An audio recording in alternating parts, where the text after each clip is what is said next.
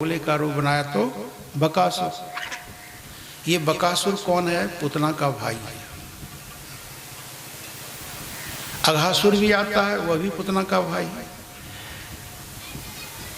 तो भगवान श्री कृष्ण उस बगुले का भी संहार करते हैं। आकार में बड़ा था। सब ग्वाल वाल पहुंच गए उस बगुला के पास।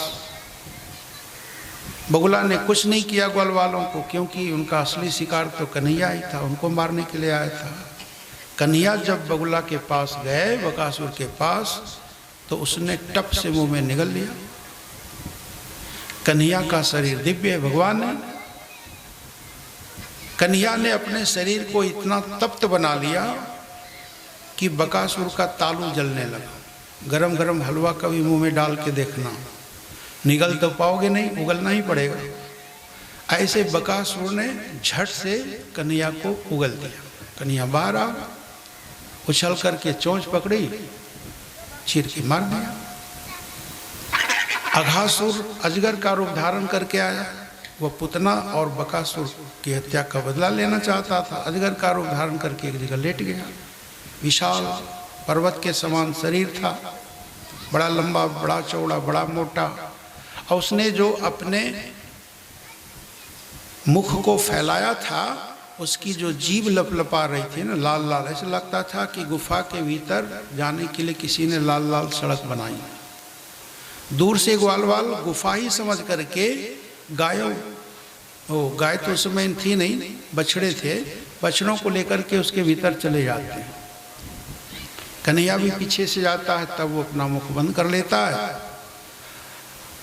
और कन्हैया ने अपने मुख को ऐसा फैलाया अपने शरीर को कि अघासुर का गला ठसम ठस भर गया। उनके प्राण निकल गए ब्रह्मरंध्र को फोड़ करके। और ऐसी गति तो योगियों की होती है। इस प्रकार से अघासुर को भी भगवान ने अपना परम धाम दिया। ग्वाल वाल लोग बछड़ों सहित बाहर निकले। भगवान की कृपा से सकुशल जीवंत। सबको भूख प्यास लगी थी। बछड़ों को जल पिला करके चरने के लिए छोड़ दिया। अब सब लोग भोजन कर रहे हैं। केले के पत्ते, ढाक के पत्ते, पत्ते पर ही अपना अपना भोजन निकाल करके खाने लगते हैं। कन्हैया सबके बीचों बीच बैठे हैं। सबको दिखने चाहिए, सबके प्यारे हैं। जूठे मुँह जूठे हाथ हैं। उधर बछड़ों को ब्रह्मा जी ने हरण कर लिया। बछड़े दिखाई नहीं दिए तो ग्वाल वाल कहने लगे, कन्हैया भोजन क्या करें, बछड़ा नहीं दिखाई दे रहा एक भी। कन्हैया ने कहा, तुम लोग भोजन करो, मैं देखने जाता हूँ। कन्हैया को तो सब पता है कि ब्रह्मा जी ले गए। अब जब कन्हैया उधर गए तो इधर ग्वाल वालों का भी हरण ब्रह्मा जी ने कर लिया। एक भी ग्वाल वाल नहीं, एक भी बछड़ा नहीं। कन्हैया समझ गए। उन्होंने अपनी योग माया का विस्तार किया और फिर वो स्वयं ही ग्वाल वाल और बछड़े बन गए। और 1 साल तक ये लीला चलती रही। किसी को पता नहीं चला कि श्री कृष्ण ही ग्वाल वाल बने और बछड़े बने। 2-3 दिन बाकी रहा साल पूरा होने में, तब बलराम जी को इस रहस्य का पता लगा। श्री कृष्ण से पूछा तो श्री कृष्ण ने कहा कि ब्रह्मा जी ग्वाल वालों और बछड़ों को ले गए हरण करके, इसलिए मैंने ही अपने रूप का विस्तार किया ग्वाल वालों और बछड़ों के रूप में। तो इस प्रकार से केवल बलराम जी जान पाए थे। 5 वर्ष की आयु में भगवान श्री कृष्ण ने अघासुर को मारा था। लेकिन 1 साल के बाद वर्तमान घटना की तरह ग्वाल वाल लोग अपने माता पिता से कहते हैं कि आज कन्हैया ने, आज जबकि 1 साल पहले घटना घटी थी, आज कन्हैया ने विशाल अजगर को मार करके हम सब लोगों के प्राणों की रक्षा की। तब परीक्षित जी कहते हैं सुखदेव जी से कि ये तो 1 साल पहले की घटना है, तो ग्वाल वाल आज की तरह क्यों वर्णन करते हैं?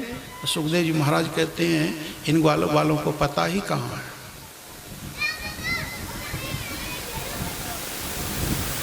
कि भगवान श्री कृष्ण ग्वाल वाल और बछड़े बन गए थे।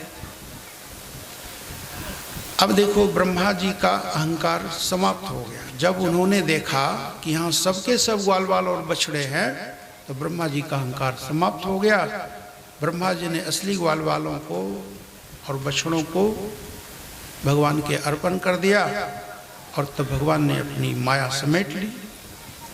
तो इस प्रकार से 1 साल के बाद पता चल पाया कि भगवान कृष्ण ही ग्वाल बाल और बछड़ा बने थे। इस लीला के द्वारा भागवतकार हम लोगों को ये संदेश देना चाहता है कि परमात्मा ही इस जगत का अभिन्न निमित्तोपादान कारण है। अभिन्न निमित्तोपादान कारण आप लोगों को समझ में आता है? नहीं आता होगा ना? शास्त्रों का अध्ययन मनन करेंगे तब पता चलेगा।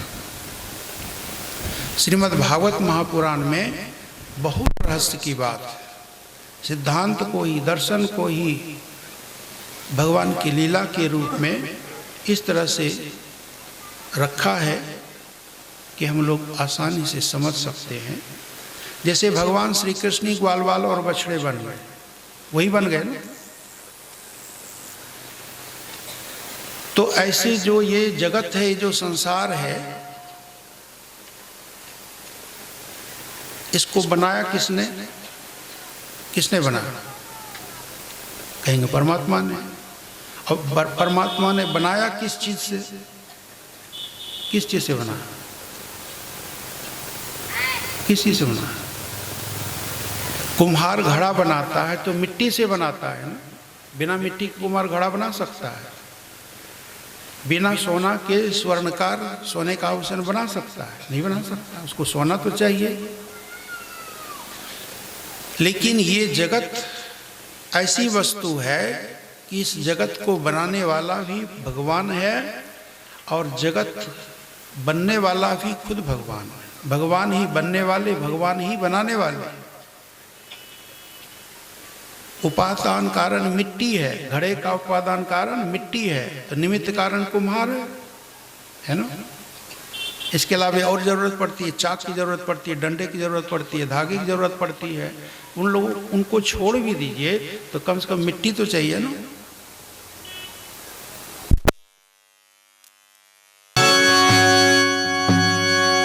छोटे छोटे गैया, छोटे छोटे गाँव, छोटे छोटे गैया, छोटे छोटे गाँव,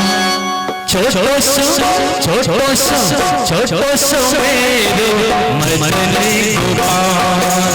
छोटी छोटी गैया, छोटे छोटे गाँव, छोटी छोटी गैया, छोटे छोटे गाँव, छोटो सो मेरो मदने गोपाल। हरि छोटो सो मेरो मदने गोपाल।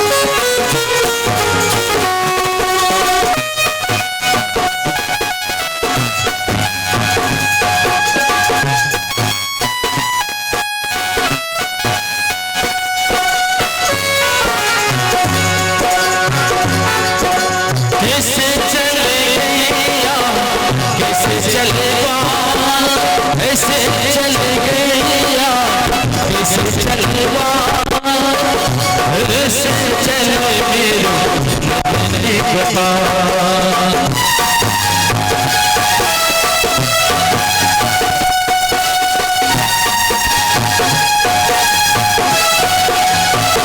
आगे आगे गया पीछे पीछे आगे आगे गया पीछे पीछे बीच में चले मेरो मदन गोपाल आहा पीछे में चले मेरो मदन गोपाल छोटी छोटी छोटे छोटे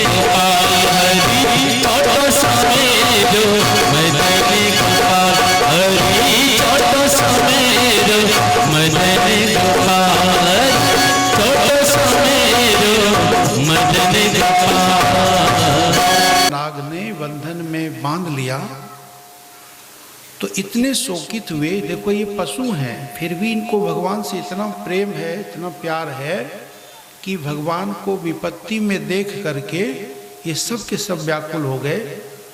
नेत्रों में आंसू हैं, गाय बछड़े ऐसे डकारते हैं जैसे पुकार रहे हैं, चिल्ला रहे हैं, कोई बचाओ।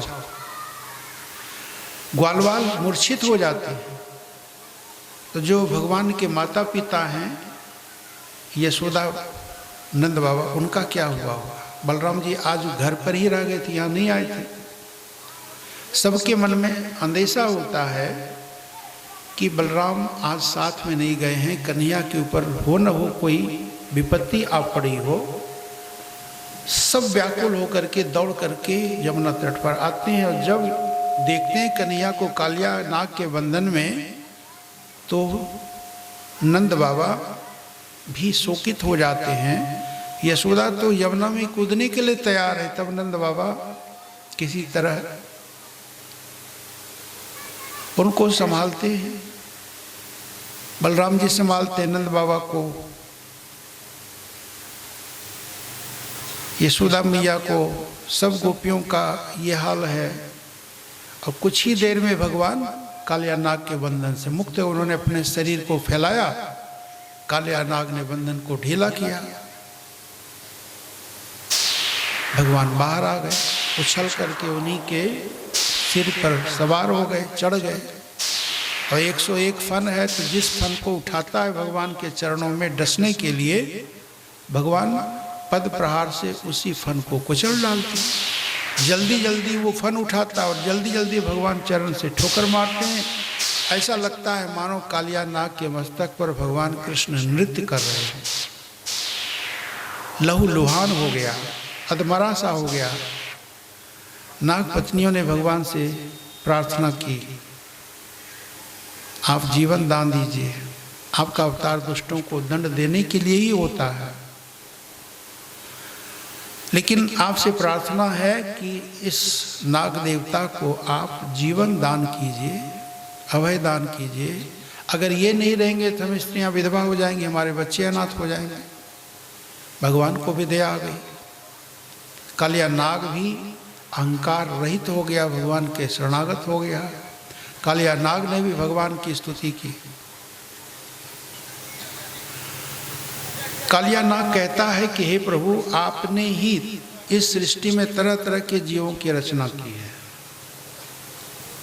स्वभाव सबका अलग अलग है, आकार प्रकार अलग अलग है, और हर प्राणी अपने स्वभाव के अनुसार आचरण करता है। मैं तो जन्म से ही विषैला हूँ, अहंकारी हूँ, इसमें मेरा क्या दोष है? आपने ही तो ये सृष्टि बनाई, सब जीवों को बनाया है, इसमें मेरा क्या दोष है?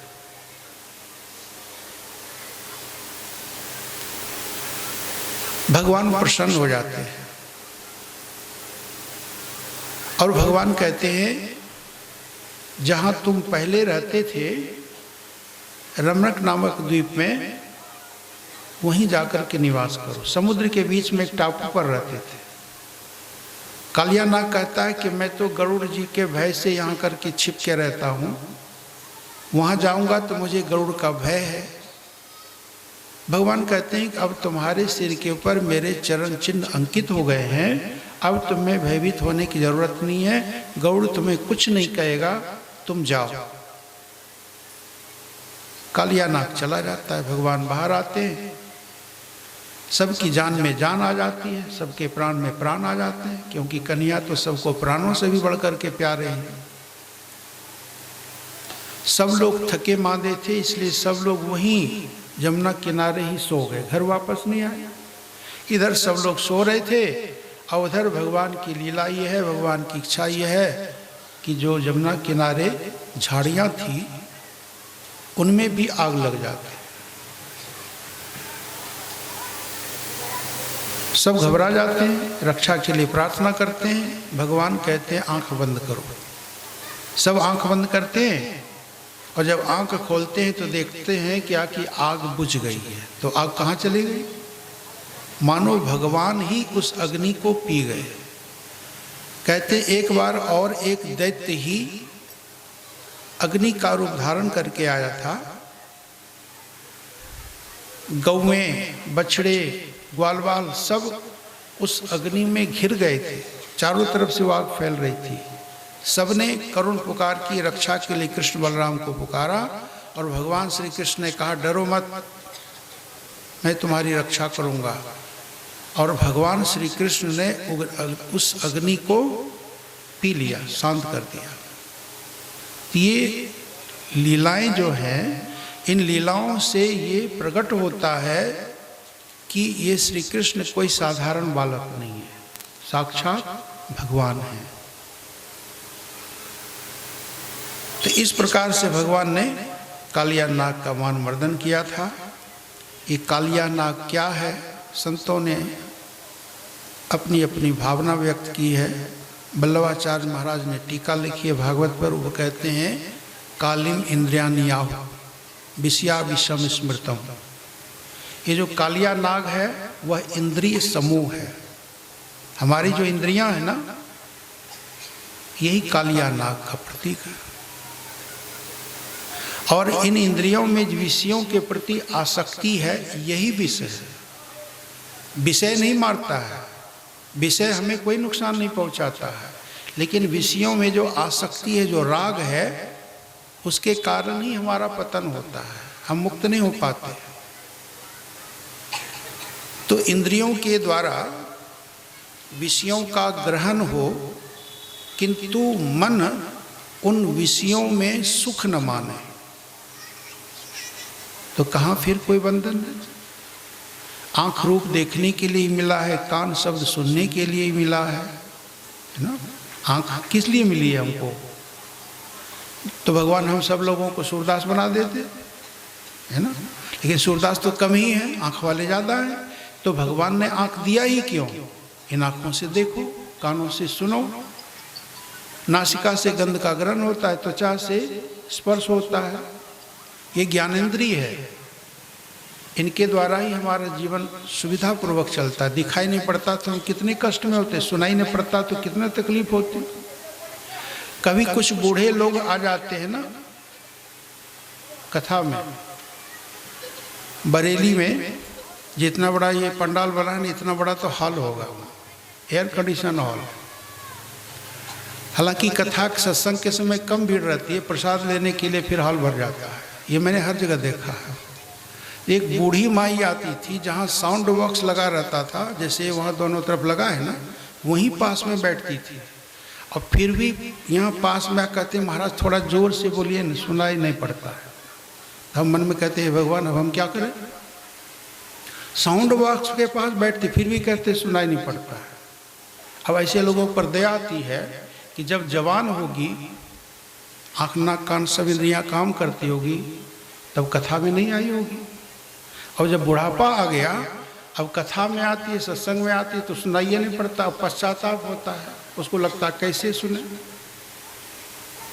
तारापुर में एक बूढ़ी रहती है, जो बढ़ई होते हैं ना, शर्मा परिवार, नाम नहीं लेंगे, महाराज जी के शिष्या है, बहुत पुराने, और उनको सुनाई नहीं देता है। सत्संग में आती है, आँख से आंसू बहाएगी, खूब भाव है। अब हमारा केना ज्ञान होता है, सुनाई नहीं छे, केना ज्ञान होता है। और उसको सुनने का मन करता है, लेकिन सुनाइए नहीं देता, अब पश्चाताप होता है। तो देखो, भगवान ने इंद्रियां दी है, मन दिया है, बुद्धि दी है, इसका सदुपयोग करो। तो विषयासक्ति नहीं होनी चाहिए। इंद्रियों को तोड़ने मोड़ने की जरूरत नहीं है। मन के साथ भी बहुत ज़्यादा हठ नहीं करना है। बच्चे को बहला फुसला करके ना सही रास्ते पर ले आते हैं, भय दिखा करके, कभी प्रलोभन दिखा करके। ऐसे ही बुद्धि के द्वारा मन को, जैसे छोटे बच्चे को माँ संभालती है, ऐसे हम लोगों को चाहिए बुद्धि के द्वारा धीरे धीरे मन के ऊपर नियंत्रण करें, इंद्रियों पर नियंत्रण करें, भगवान में लगाएं, मन को भगवान में लगाएं, इंद्रियों को भगवान में लगाएं, कानों से भगवान की कथा सुने, नेत्रों से भगवान के जो रूप है मंदिरों में उनका दर्शन करने जाए, साधु महात्माओं के दर्शन करने जाए, सत्संग सुने। पैर दिए हैं तो पैर से चल करके भगवान के पास जाओ, संत के पास जाओ, सदुपयोग करो। तो इस प्रकार से शिक्षा मिलती है कि हम अपनी इंद्रियों को, मन को, बुद्धि को, अंतःकरण को, जीवन को, प्राणों को, सबको भगवान में लगा दें तो हमारा जीवन धन्य हो जाएगा। मिठाई खाने से क्या होगा? भक्त लोग देखो इंद्रियों का संयम करते हैं क्या? मन को मारते हैं क्या? नहीं मारते। 56 भोग लगाते हैं, खूब खाते हैं। वो सब कुछ भगवान से जोड़ लेते हैं, है ना। भोग लगाओ, खीर बनाओ, भगवान को भोग लगाओ, खूब खाओ। किसने मना किया है खीर खाने के लिए? अब राम सुखदास जी महाराज कहेंगे साधु को हलवा नहीं खिलाना चाहिए, न बनाओ न खिलाओ, साधु को बिगाड़ दोगे, आसक्ति में फंस जाएंगे। बढ़िया बढ़िया भोजन मत खिलाओ, साधु रोटी सब्जी खिलाओ। राम सुखदास जी महाराज अपने ढंग से बोलते हैं, वो ज्ञानी हैं, वेदांती हैं, है ना, साधक के लिए अच्छी बात बताते हैं। लेकिन जो वैष्णव जन होते हैं, भक्त होते हैं, वो इस तरह के संयम की बात नहीं करते। खूब बढ़िया कपड़ा पहनो, भगवान को अर्पण कर दो, प्रसाद समझ के पहन लो। आभूषण पहनना है, पहले भगवान के चरणों में रख दो, पहन लो। बढ़िया बढ़िया भोग लगाओ, प्रसाद समझ के खा लो। तो प्रसाद खाने से क्या बुद्धि बिगड़ जाती है? बिगड़ जाती है? नहीं बिगड़ती है। प्रसाद तो इंद्रियों को तोड़ने मरोड़ने की जरूरत नहीं है, मन को कुचलने की जरूरत नहीं है। अन्याय मत करो इन अंतःकरण के साथ, इंद्रियों के साथ, शरीर के साथ। तपस्या से सुखा डालो, कुछ नहीं होगा सुखाने से। सबको भगवान से जोड़ दो, यही शिक्षा मिलती है। हमारी इंद्रियां भगवान से जुड़ जाए, मन भगवान से जुड़ जाए। तो इस प्रकार से आगे प्रसंग है कि बलराम जी ने प्रलंबासुर का वध किया है, और फिर वर्षा ऋतु, शरद ऋतु का वर्णन आया, फिर वेणुगीत का वर्णन आता है। शरद ऋतु में आकाश निर्मल होता है, जल स्वच्छ होता है, चंद्रमा भी निर्मल दिखता है। चंद्रमा मन का प्रतीक है, जल जीवन का प्रतीक है, और आकाश हृदय का प्रतीक है। जब हृदय शुद्ध हो जाए, मन निर्मल हो जाए, जीवन ही निर्मल हो जाए, तब वेणुनाद सुनाई देता है। योग शास्त्र में जिसको अनहद नाद कहते हैं ना, बाजत अनहद ढोल रहे, कबीर साहब लिखते हैं भजन में, घूंघट के पट खोल रहे तो ये पिया मिलेंगे, है ना। तो ये अनहद ढोल बज रहा है, अनहद नाद हो रहा है। तो योग में जिसको अनहद नाद कहा, यहाँ भाग में उसको वेणु नाद कहा। होता क्या है कि भगवान कदम वृक्ष के नीचे खड़े हो जाते हैं और बंसी वादन करते हैं, बंसी बजाते हैं, और उस बंसी की ध्वनि को सुन करके वन के जीव जंतु मंत्र मुग्ध से हो जाते हैं। यहाँ तक कि जो स्वर्ग में रहने वाले देवता हैं और उनकी पत्नियां हैं, देवांगना हैं, वह भी भगवान के रूप को देख करके मुग्ध हो जाती हैं, और बंसी की ध्वनि को, संगीत को सुन करके बेहोश से, मूर्छित से हो जाती हैं।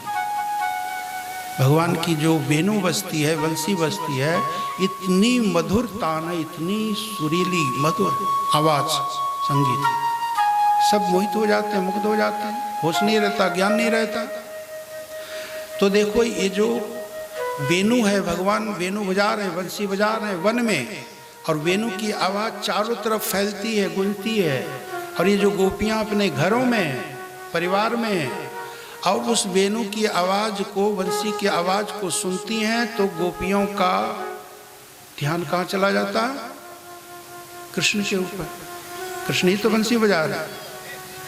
अब गोपियों का ध्यान चला गया कृष्ण में, कृष्ण का रूप दिखाई देने लग गया हृदय में, और गोपियाँ श्री कृष्ण के रूप का वर्णन करने लग जाती हैं, सौंदर्य का वर्णन करने लग जाती हैं, माधुर्य का वर्णन करने लग जाती हैं। और इस प्रकार से गोपियाँ चर्चा करने लग जाती हैं, कहती हैं आपस में, अरे सखी, इस बंसी ने न जाने कौन सा तप किया है, कौन सी साधना की है, कौन सा धर्म किया, अनुष्ठान किया है, जो आज भगवान की कृपा उनके ऊपर बरस रही है, भगवान का कृपा पात्र बन गई है। भगवान तो इस बंसी से इतना प्यार करते हैं कि हमेशा अपने ओठों से लगाते रहते हैं, अधरामृत का पान कराते रहते हैं। ऐसा सौभाग्य तो हम गोपियों को कभी नहीं प्राप्त होता। बंसी की खूब प्रशंसा की गोपियों ने, उनके सौभाग्य की सराहना की तो मानो बंसी ने गोपियों से कहा, अरे सखी, अरे बहन, आप मेरी प्रशंसा इतनी क्यों करती हो? मुझ में कोई विशेषता नहीं है, कोई गुण नहीं है, कोई सद्गुण नहीं मेरे भीतर तो अवगुण ही अवगुण है। देखो ना कितने छिद्र हैं। छिद्र अवगुण का प्रतीक है ना। छिद्रान्वेषी मैंने अवगुण ढूंढने वाला, दोष ढूंढने वाला। कितने छिद्र हैं। अगर बंसी में छिद्र ना हो तो बंसी बजेगी, आवाज निकलेगी ना? कहते हैं, एक संत के मुखारविंद से हमने सुना कथा में, एक संत कहते हैं कि एक बार बंसी में और गोपी में बातचीत होती है, तो गोपियां बंसी को कहती है कि मैं तुम्हारे ऊपर प्रसन्न हूं और मैं तुम्हें वरदान देना चाहती हूँ। बंसी कहती है कि ठीक है, दे दो वरदान हमको। क्या वरदान देती हो? तो गोपियां कहती हैं कि मैं वरदान देती हूँ कि तुम निश्छिद्र हो जाओ, छिद्र रहित हो जाओ। अभी वरदान है कि श्राप है? श्राप है ना। बंसी में छिद्र है तभी तो बजती है, तभी तो आवाज निकलती है। उसका छिद्र बंद कर दिया जाए तो आवाज कहाँ से निकलेगी? तो मानो इन गोपियों को भी बंसी से सौतिया डाह है। सौतिया डाह समझते हो? जलन। एक पति के 2-3 पत्नियां हो ना तो तीनों आपस में जलेगी, ईर्षा करेगी। ऐसे गोपियों को बंसी से ईर्षा है कि ये भगवान की इतनी प्यारी क्यों, हमेशा ओठों से लगे रहती। तो बंसी कह रही है कि मुझ में कोई गुण नहीं है, ये तो भगवान की कृपा है कि वो मुझे ओठों से लगाए रहती हैं, मैं तो केवल समर्पित हूँ। लेकिन बंसी ने क्या कोई तप नहीं किया है? बहुत तप किया है। बंसी ऐसे थोड़े बन जाती है। कल्पना करो, बांस का झुरमुट होता है ना, समूह जो होता है ना, कितने बांस निकले होते हैं, देखते हो ना। और वहाँ से उस हरे बांस को काट के लाया जाता है। एक बांस काट के लाया तो परिवार से अलग हो गया ना। आपके बच्चे को कोई उठा के ले चला जाए, किडनैपिंग कर ले, तो बच्चा रोएगा ना, देखो मेरा परिवार से बिछुड़ा हो गया, मैं अकेला हो गया। तो ऐसे उस बांस को काट के लाया, परिवार छोड़ना पड़ा, फिर उसके टुकड़े किए गए, काटा गया, फिर उसको लोहे को अग्नि में तपा कर इसको छेदा गया, पोला किया गया। कितना छेद किया गया तो कष्ट नहीं होता है? होता है ना। ये साधना ही तो है, तपस्या ही तो है। ऐसे ही हम सब लोगों को भगवान का भजन करना चाहिए, साधन करना चाहिए, सेवा परोपकार करना चाहिए और अपने अंतःकरण को पवित्र बनाना चाहिए, तब तो भगवान के हम कृपा पात्र होंगे।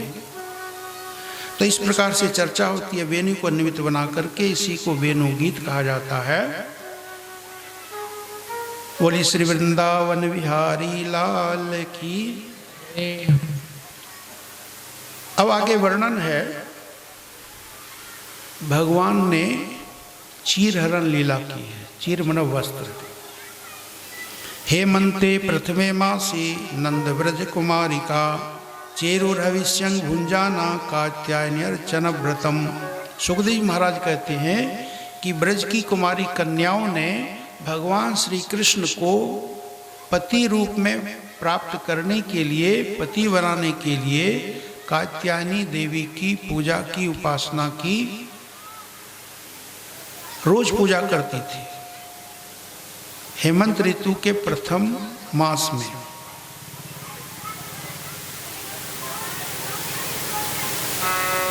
ये कौन से ऋतु चल रही है?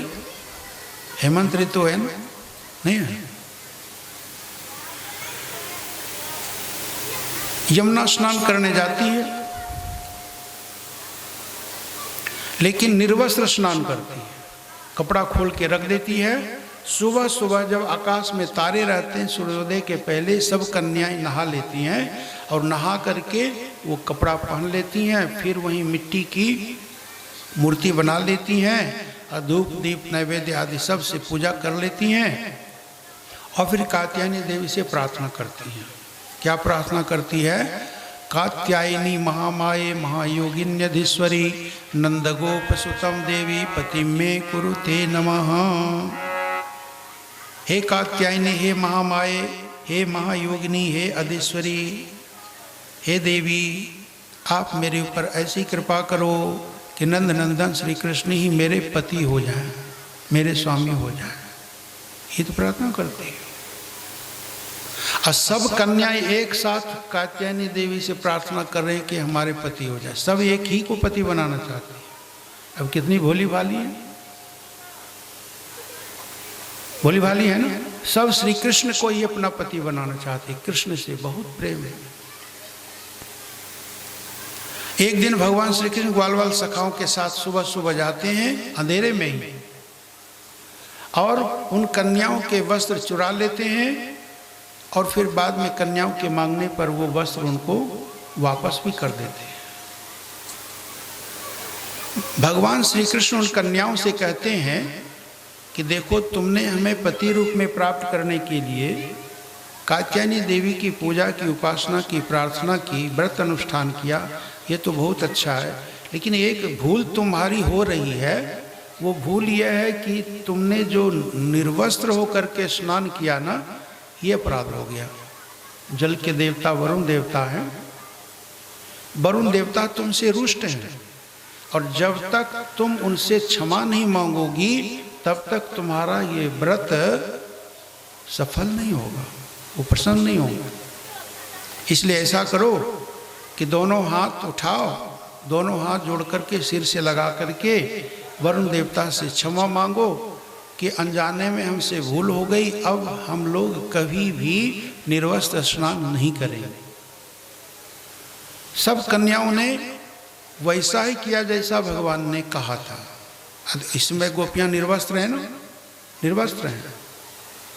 जो भी लज्जा, भय, संकोच आदि आवरण था, वो सब आवरण खत्म। वो अलग बात है। ये प्रतीक, शरीर प्रतीक है अंतःकरण का, है ना, और अंतःकरण के ऊपर आवरण है अज्ञान का, माया का आवरण है, कामना, वासना, आसक्ति, राग, द्वेष, छल, कपट, कितना है, ये सब मल है, विकार है। और जब ये आवरण हट जाता है, निरावरण हो जाता है, हमारा अंतःकरण शुद्ध पवित्र हो जाता है, तभी तो भगवान प्रकट होते हैं, तभी तो भगवान का दर्शन होता है। इस प्रकार से भगवान ने जो चीरहरण किया है, इसका आध्यात्मिक तात्पर्य ये है, इसके पीछे दर्शन ये है कि निरावृत चित्त में ही, शुद्ध चित्त में भगवान का दर्शन होता है। जब तक चित्त शुद्ध नहीं होगा, भगवान का दर्शन नहीं हो सकता, भगवान की प्राप्ति नहीं हो सकती। तो ऐसा ना आप लोग समझ लीजिएगा कि भगवान कृष्ण तो ऐसे ही थे, ऐसे ही मानो चरित्रहीन थे क्या? चरित्रहीन थे, लुच्चा लफंगा थे, ऐसा नहीं सोचना। वो चोर थे, माखन चुराते चोर थे, गोपियों के कपड़े भी चुरा लेते थे, बड़े चंचल थे, बड़े नटखट थे, मटका फोड़ दे। अरे ये सब लीला है, प्रेम की लीला है, लेकिन उसके पीछे जो रहस्य है, उस रहस्य को भी समझना चाहिए कि भागवतकार इन लीलाओं के द्वारा कहना क्या चाहते हैं। ठीक है?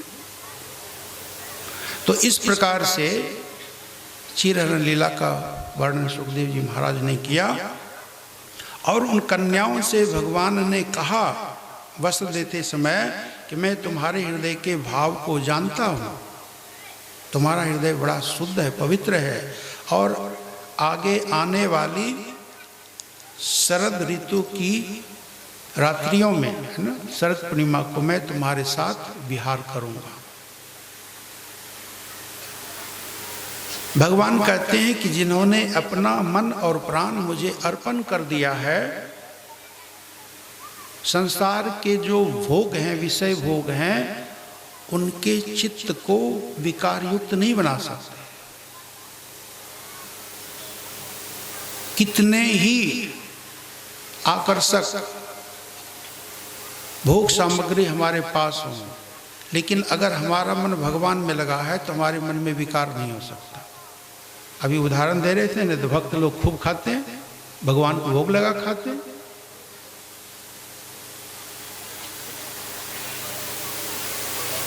तो भगवान में अपने मन को लगा करके और इस संसार में अपने सब कर्म करो, कर्तव्य का पालन करो, कोई बात नहीं, कोई बंधन नहीं, कोई चिंता नहीं। कोई बाधा नहीं, निश्चित ही भगवत तत्व की प्राप्ति होगी। तो जरूरत है मन को भगवान में लगाने की। यहाँ तक भावना होनी चाहिए कि सब भगवान ही है, भगवान का ही सब रूप है कि नहीं? और हमारे सनातन धर्म में तो यही दृष्टि दी है। देखो क्या है, तुलसी की भी पूजा करते हैं। कल आप लोगों ने तुलसी विवाह का आयोजन किया है ना। पीपल की पूजा करते हैं, बरगद की पूजा करते हैं, केला की पूजा करते हैं, नदी की पूजा करते हैं, तालाब पूजा, और अग्नि की पूजा करते हैं, सूर्य चंद्रमा की पूजा करते हैं। किसकी पूजा नहीं करते हैं? इसका तात्पर्य यही है कि इस प्रकृति में, सृष्टि में जो कुछ है सब भगवान है, भगवान के सिवा कुछ है ही नहीं। और तो छोड़ो, नाग देवता की पूजा करते हैं। कौन तिथि आती है? नाग पंचमी है ना। अब बताओ, इतना जहरीला होता है, डस ले तो आदमी मर जाएगा, फिर भी उस नाग की पूजा करते हैं। नाग देवता के लिए दूध रख देंगे कटोरी में। अब ऐसा दर्शन कहाँ मिलेगा? ऐसा शास्त्र कहाँ मिलेगा? मिलेगा कहीं? सनातन धर्म से बढ़कर के कोई धर्म है क्या? कोई नहीं है। सारी सृष्टि भगवान का रूप है। ऐसा भाव बनाओ। गीता में भगवान ने कहा, मद भावा सर्वभूतेषु मद भक्तिम लभते पराम। जब सब प्राणियों में, सब वस्तुओं में, जड़ चेतन कुछ भी हो, यही भावना हमारी हो जाती कि ये सब भगवान है, तो फिर भगवान की पराभक्ति प्राप्त हो जाती है, ये बंधन हो जाता। अब एक प्रसंग है कि मथुरा के ब्राह्मण की स्त्रियों के ऊपर भी भगवान ने कृपा की।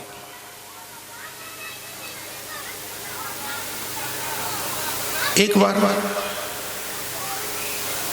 श्री कृष्ण बलराम ग्वाल बाल सखाओं के साथ गाय बछड़े चराते हुए एक वन से दूसरे वन और दूसरे वन से तीसरे वन ऐसे चलते चले गए, और मथुरा नगरी बिल्कुल निकट आ गई है। ग्वाल बालों को भूख प्यास सता रही थी।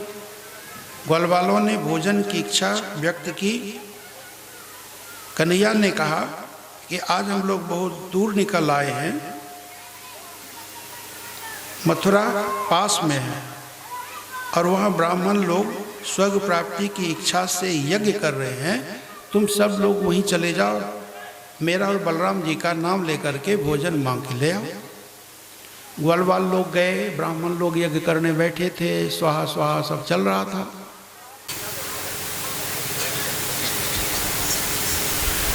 कन्हैया कहता है कि प्राणी मात्र परमात्मा का ही स्वरूप है, कोई प्राणी भूखा प्यासा न रहे, किसी का अनादर तिरस्कार न हो।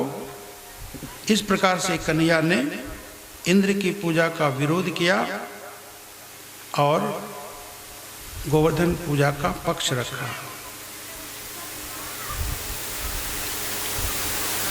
अब कन्हैया तो सबका प्यारा है, कन्हैया की बात को कौन टालने वाला है।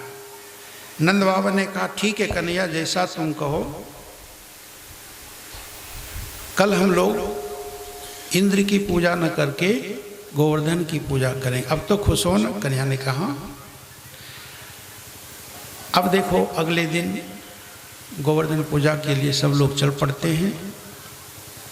जैसा विधान है आप सब लोग जानते हो, पूजा करते हैं, परिक्रमा कराते हैं, भोग लगाते हैं, क्या क्या नहीं करते, इस प्रकार से सब करते हैं। और कन्हैया भी इन ब्रजवासियों के विश्वास को सुदृढ़ करने के लिए कि ये गोवर्धन सचमुच में देवता है, केवल पहाड़ नहीं है, ये देवता है, भगवान है, सबको विश्वास हो जाए, इस प्रकार से कन्हैया भी एक दिव्य रूप धारण करके गोवर्धन पर्वत के शिखर पर बैठा है और वास्तविक रूप में यशोदा मैया की उंगली पकड़ करके नंद बाबा के साथ चला जा रहा है। यशोदा मैया के हाथ में भी पूजा की भोग की थाली है।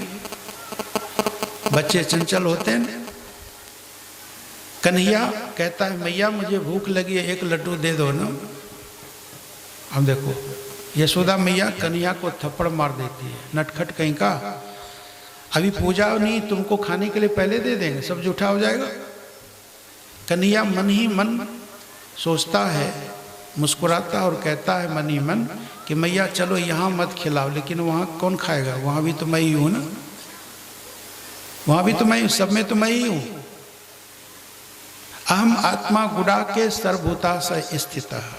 गीता में अर्जुन से भगवान ने कहा असल में जीव मात्र परमात्मा का ही स्वरूप है, सबके भीतर वही तो है, लेकिन हमारे आँखों के ऊपर पट्टी बंधी है कि मंदिर में जो देवता है वो देवता है, लेकिन हमारे घर में जो बच्चे हैं, जो बूढ़े हैं, वो देवता नहीं है।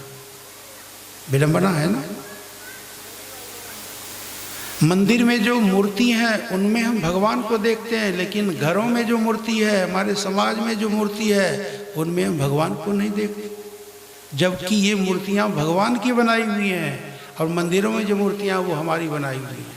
ये बात आप लोगों को कड़वी लग सकती है, पंडित लोग तो नाराज हो ही जाएंगे। मंदिरों में जो मूर्तियां इंसान की बनाई है, हम उनमें भगवान की कल्पना करते हैं, भावना करते हैं, अच्छी बात है, लेकिन ये जो मूर्तियां हैं, स्त्री पुरुष बच्चे बूढ़े पशु पक्षी, ये सब भगवान की बनाई मूर्तियां हैं ना, और इनके भीतर भगवान प्रविष्ट है कि नहीं। मंदिर में जो मूर्ति स्थापित करते हैं, कर्मकांड करना पड़ता है, कई हजार खर्चा होता है, ब्राह्मणों को बुला करके वो क्या बोलते हैं, प्राण प्रतिष्ठा करवाते हैं, और फिर भी वो भोजन कभी नहीं मांगते, पानी कभी नहीं मांगते, मांगते हैं। हम लोग भावना करते हैं, अच्छी बात है, वो तो वो भी एक उपासना की पद्धति है, मैं उसका विरोध नहीं करता हूँ, समझाने के लिए कहता हूँ कि मंदिर के देवता फिर भी हमसे बात नहीं करते, फिर भी हमसे नहीं मांगते, लेकिन ये जो प्राणी है, सजीव प्राणी है, चाहे पशु पक्षी हो, चाहे मनुष्य हो, चाहे कोई भी हो, इनके भीतर परमात्मा प्रत्यक्ष मौजूद है, ये जीवंत हैं। भूख लगती है, प्यास लगती है, सर्दी गर्मी लगती है, सुख दुख का अनुभव होता है, मान अपमान का अनुभव होता है, तो इनमें हम भगवान की भावना रखें, कितनी अच्छी बात है। तो इस प्रकार से वर्णन आता है कि सब लोग पहुँचते हैं और भगवान कृष्ण बैठे हुए हैं रूप धारण करके, खुद भगवान कृष्ण उनको प्रणाम करते हैं। पूजने वाले वही, पुजाने वाले वही।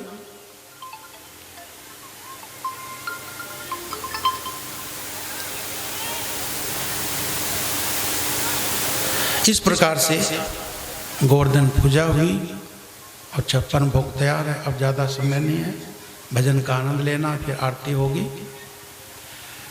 कल एक दिन और बचा है जिसका समय यही रहेगा 1 बजे से 5 बजे तक। परसों कथा का 7वां दिन अंतिम दिन होगा, इसलिए आपको याद दिला देता हूँ कि परसों जो कथा का समय है वो 1 से 5 नहीं है, 10 बजे से 2 बजे तक।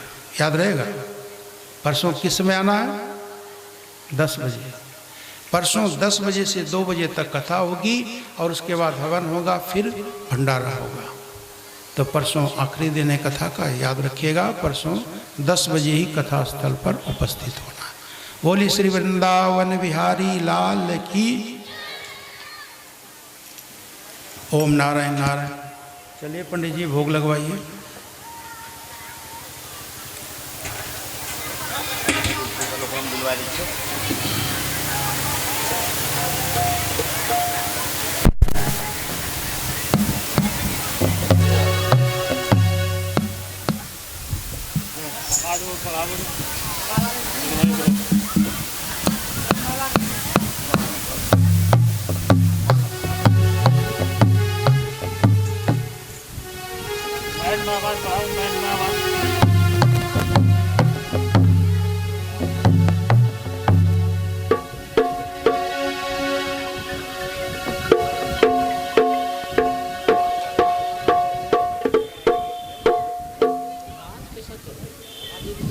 मैं क्या करूं?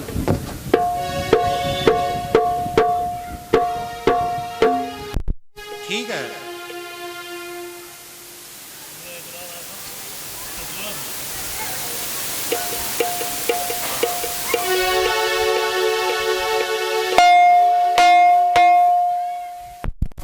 काट के करूं।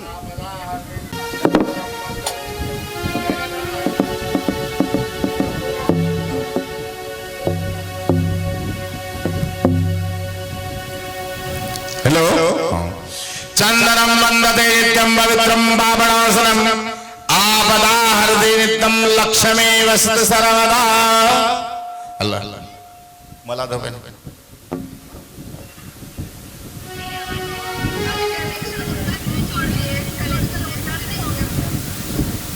आज बड़ी भाग्य की बात है, सौभाग्य की बात है कि अशोक बाबू के प्रांगण में 56 प्रकार के भोग श्री कृष्ण भगवान को लग रहे हैं। आप लोग अपने आंख से देख रहे हैं और देखिए। तुलसी दल दो तुलस्याम पल्लवम विष्णु सहस्रायारूढ़तम गलो आरुढ़े सरस्वाणी श्रीशां से बलवस्तके तुलसी दलाने समर्पयामि राधा कृष्णाभ्यां नमः नाभ्यां आसिदन्तरिक्षवंश सराभ्यः सम्प्रततपदाभ्यां भूमि दिशा श्रुता तथा लोकान् ओकल्वन्यं नैवेद्य नैवेद्यानि समर्पयामि श्री राधा कृष्णाभ्यां नमः। बोल दे राधे राधे।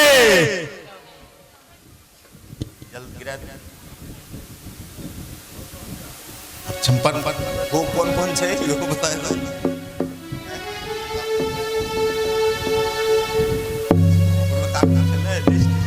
आप लोग सभी लोग बैठे रहेंगे, क्यों आगे वाला खड़ा हो जाते पीछे वाले को दर्शन नहीं होते ना, इसलिए सभी लोग बैठ बैठ के ही दर्शन करेंगे। सबको आनंद आएंगे, भजन के भी आनंद लेंगे।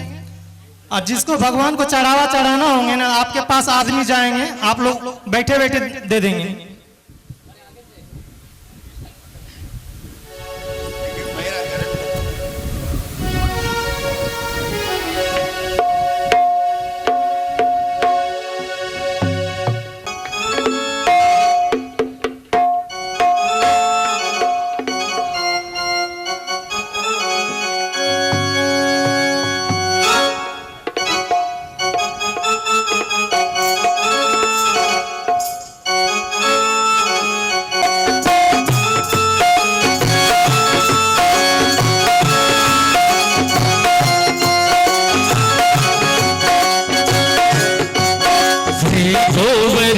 महाराज महाराज तेरे माथे मुकुट विराज हे गोवर्धन महाराज महाराज तेरे माथे मुकुट विराज माथे मुकुट विराज तेरे माथे मुकुट विराज तेरे माथे मुकुट विराज श्री माथे मुकुट विराज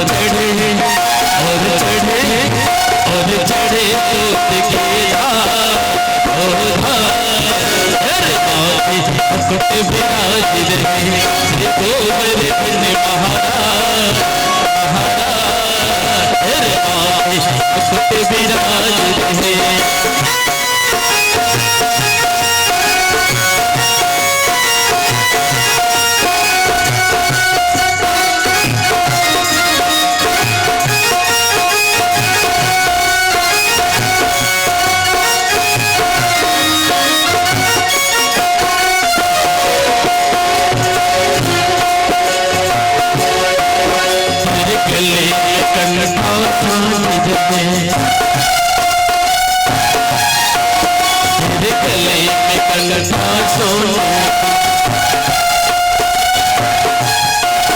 तोरी पे हीरा तेरे विराज रहे।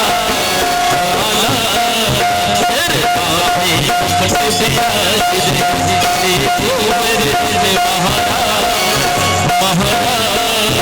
तेरे झाके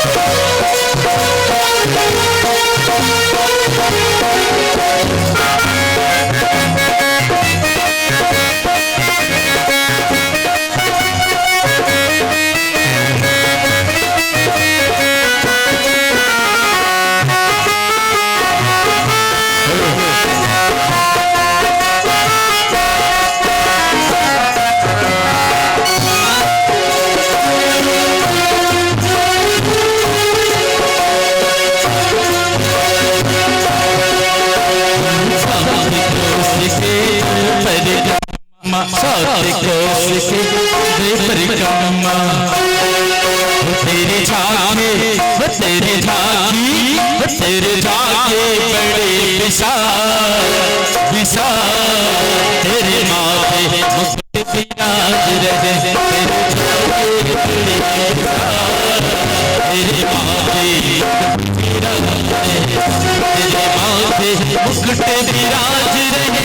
तेरे माथे मुकुट विराज रहे। तेरे माथे मुकुट विराज रहे। तेरे माथे मुकुट विराज रहे। तेरे माथे मुकुट विराज रहे।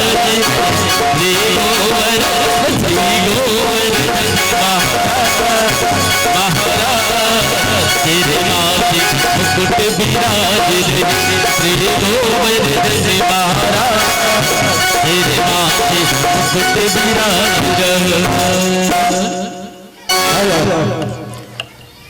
भगवान को हमें भी भोग लगाने की लगी हुई है।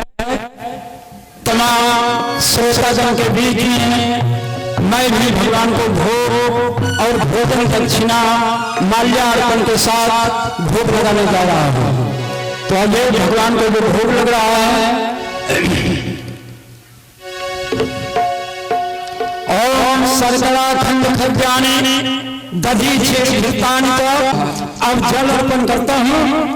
ओम गंगा च जमुना चैव गोदावरी सरस्वती नर्मदा सिंधु कावेरी पानार्थम जलम दधे तुभ्यं प्रसन्नो भव वरदामस्तु कल्याणमस्तु नमो नारायण नमो नारायण नमो नारायण। अब जो है भोजन दक्षिणा प्रदत्त ओम से है